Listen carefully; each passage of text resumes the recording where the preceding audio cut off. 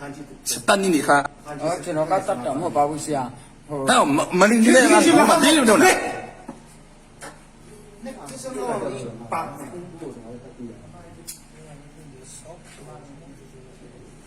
သူတက်ခဲ့ရတော့ငါ ဟုတ်ဆရာ ဘယ်သူတက်ခဲ့ရတော့ ဘယ်လိုနဲ့ဟိုတတ်တယ်ဆိုရင်တော့ဟိုတယောက်သေးပါဆရာတယောက်သေးပဲတွားလို့တာပါဆရာအဖို့မပါပါဘူးတယောက်သေးပဲချက်ဥကျန်းချက်ဥပါပြီးမှတွားတာဟိုစာပလာရှောက်ပါ